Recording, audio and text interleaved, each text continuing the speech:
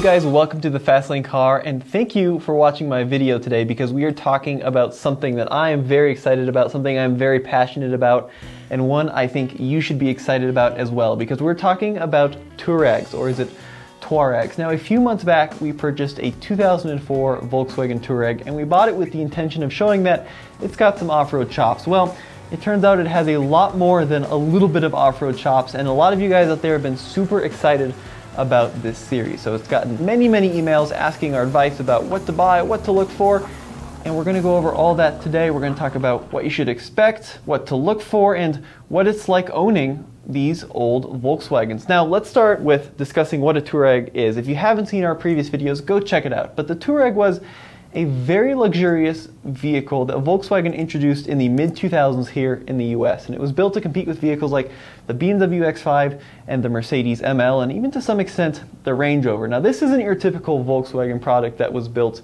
to a price point. The Touareg was an all-out luxury vehicle, and the reason I love them, and I think the reason you should too, is because it's the ultimate off-road sleeper. So you look at the thing and let's be real, it kind of looks like your standard let's go to soccer practice car, but underneath, Volkswagen put countless hours and money developing it to be the ultimate in off-road and on-road luxury. So the Touareg not only performs pretty well on-road, but will go off-road unlike just about any other German SUV. Short of a G-Wagon, nothing else that Germany has made in the last decade is going to touch this off-road. So with that in mind, there are a few things to know about the Touareg. Number one, and we'll get to this at the end of the video, is it is a 15-year-old premium German product with 15 years of age on them by now and 15 years worth of miles. So they're certainly going to be a little bit more expensive to maintain than your standard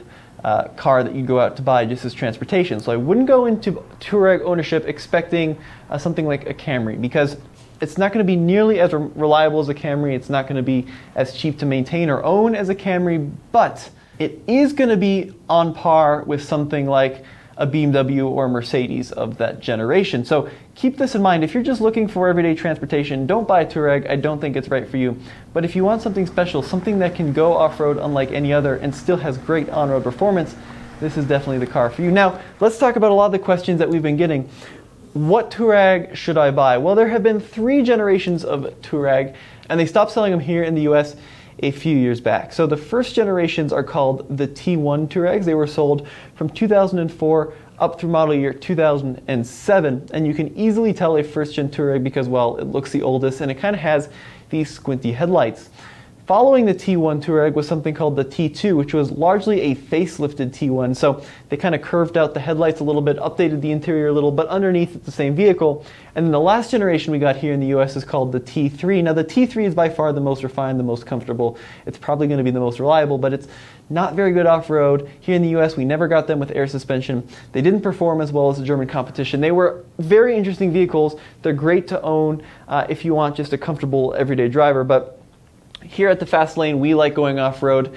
We like scaring the crud out of people in Moab. So the T1 is, I think, the one for us and the one for you as well. They're also by far the most affordable. So let's talk about the different options you can get on the T1 Touareg and what you want to look for. So first of all, from an off-road standpoint, all the early Touaregs had a 4-wheel drive system called 4x-motion, and they all came standard with a low-range transfer case and a center diff lock. Now this is huge. This is a really big deal. The first-gen MLs did have a low-range transfer case. The first-gen X5s, they were nowhere near that off-road capability, but the Touaregs all had that standard center diff lock, so you could split the power front and rear 50-50. They all had a very capable 4-wheel drive system, and certain models even had a rear differential lock, and ours does. That's definitely something you want to look out for when you're out shopping for Touareg. So how do you tell a model with a rear differential lock? Well, unfortunately, it's a little bit tricky. You are going to have to look pretty carefully at the pictures. To tell a vehicle with a rear diff lock, you have to look at the leftmost knob that's just underneath the transmission selector. So there's a little knob that goes from high range to low range to center diff lock, and then if you have the rear diff lock, there's one more icon at the very bottom. And if the Touareg is something that you want to take into the woods, into the wilderness, finding one with that rear diff lock is certainly worth looking for. Now, granted, they are kind of tricky to find, so I look at hundreds and hundreds of them on a weekly basis, and probably 1 in 10, maybe 2 in 10 have that rear diff lock, and they typically come with some other options. So along with that rear diff lock, the other thing you're going to want to find is the air suspension. And here in the US, you couldn't get the rear diff lock unless you got the air suspension, because the models with the air suspension were the most off-road worthy. They had the best water fording, over 22 inches. They had by far the best ground clearance, 11.8 inches.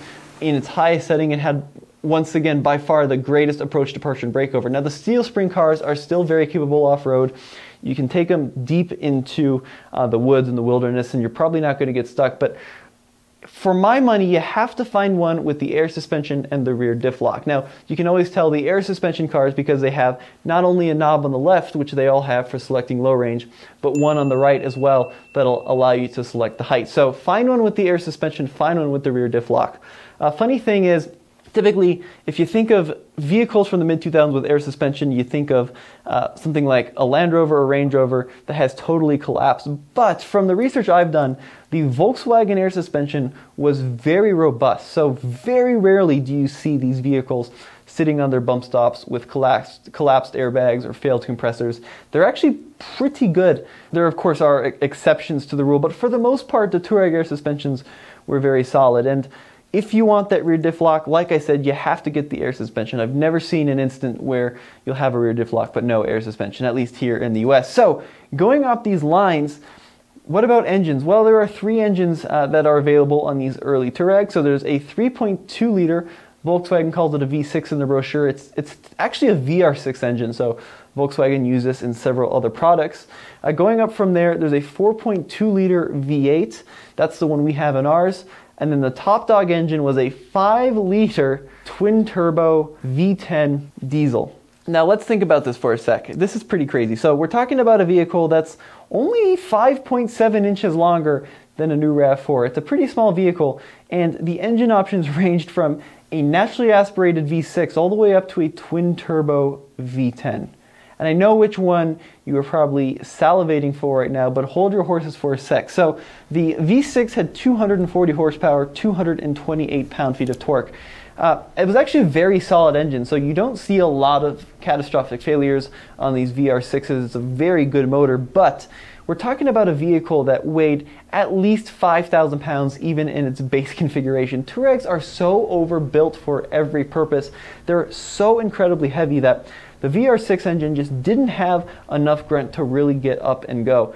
The top dog engine, the 5-liter twin-turbo V10 diesel, is pretty incredible. So 310 horsepower, 553 pound-feet of torque. It was just a torque monster. I mean, nothing came close in terms of torque numbers back in the day. But the issue with the V10 diesel is everything, actually, because it's kind of a maintenance disaster. You see, in order to fit a twin-turbo V10 diesel into a vehicle that's only about this much longer than a modern-day RAV4, they really had to cram everything into everywhere they could. And that meant that servicing the engine is a disaster. So replacing an alternator on a V10 twin-turbo diesel is like a $3,000 or $4,000 job if you do it at a dealership, because they have to remove the whole, basically, subframe to get the engine out just to replace the alternator. There's no other way to do it because it's so tightly packed in there. It's also a water-cooled alternator, so everything on the twin-turbo diesel was expensive. And then you had the turbos, which were super fragile. They were made out of glass practically, and they would blow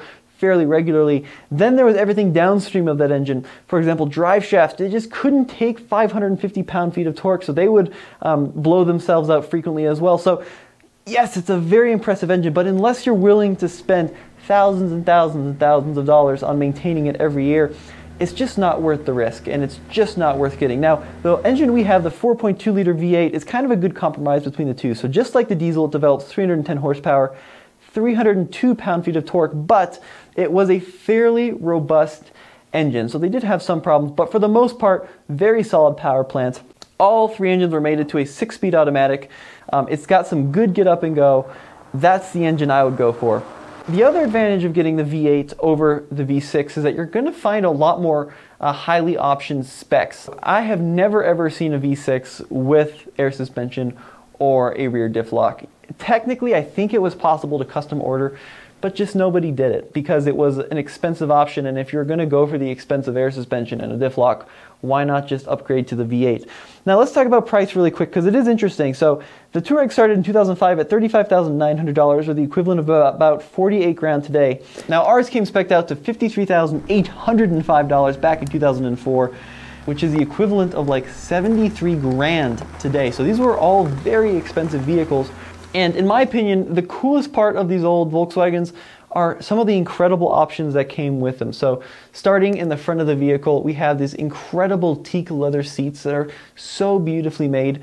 5-position heating on ours on all 4 seats. So once again, V6 models, so you couldn't get heated rear seats, you couldn't get the rear Climatronic, it was called. But ours has 4 heated seats, 4 climate zones. Ours has a heated steering wheel. I really like the navigation system actually. It's another fairly rare option, but one definitely to look for. It's a 7-inch screen that incorporates both radio and navigation. By modern standards, it's not all that easy to use, but it still actually works pretty well, and it's nice having that factory looking navigation. It's just a cool row of buttons down both sides.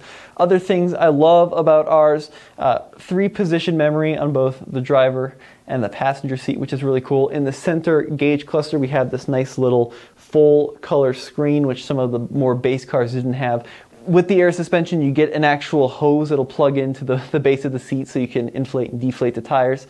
There's 2 ways to look at these cars. You can either go for a base car with no air, no rear locker, no V8, and it's probably going to be more reliable because there's just less to go wrong. But if you're going to get a Touareg, the coolest part about these vehicles is how sleeperish they are, how unassuming they are. So I would definitely find one that's well equipped with the 4-zone climate control and the cool roof bars, silver roof bars, and the navigation system. I mean, it's just nice having these unique features that people didn't think existed back in 2004, like, for example, the keyless access, which was an option on the V8 and the V10, which allows you to just walk up the car, grab the door, and get in. I mean, that was pretty unheard of back in the early 2000s. So yes, I mean, this is more stuff to go wrong, but it's definitely nice to have. I mean, it's cool. It's just flat out cool.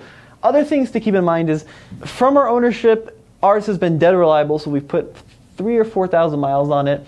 I shouldn't say dead reliable. We did have an AC that needed recharged in midsummer, but since then it's been perfect. But it has been expensive to run because the fuel economy is awful. So according to Volkswagen, the V6 did 15 city, 20 highway. The V8 did 14 city, 18 highway, and the V10 did 17 city, 23 highway. Now, our V8 has been averaging 12 to 14 combined. It's closer to 13 or 14 combined, which is very poor. Volkswagen recommends, of course, premium fuel, so they're expensive to run.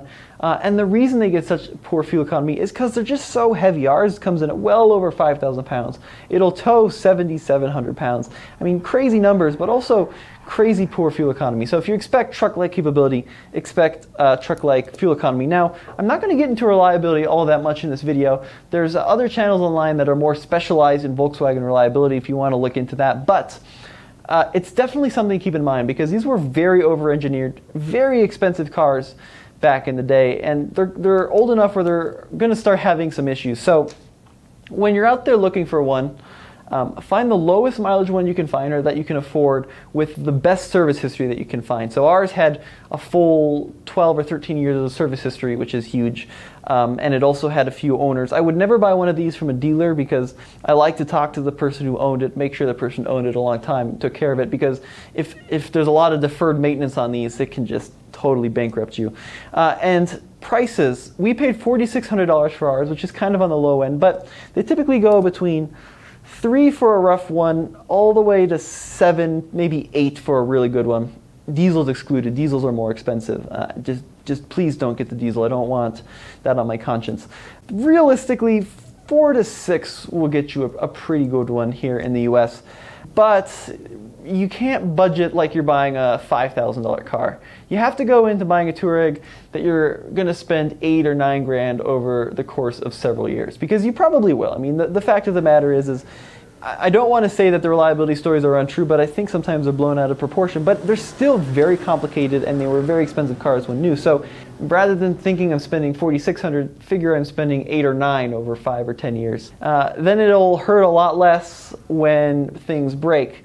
And if you go in with that mindset, you're going to do great. So I wouldn't buy a Touareg if you don't have the money to fix it, because you're just going to drive yourself miserable, and the car is going to be just a big letdown. But if you go in, like I said, figuring several $1,000s in a few years of ownership, it's definitely worth the money, because this has been one of the most fun, most off-road capable, and yet most comfortable daily drivers I've ever experienced. It's incredible what this car can do, and I would strongly recommend you go out and check one out for yourself. So, in summary, get the V8, get the air suspension, get the rear locker, don't ever get the V10. V6 is okay, but it's kind of underwhelming, and get as many options as you possibly can, because that's what's going to make your ownership fun.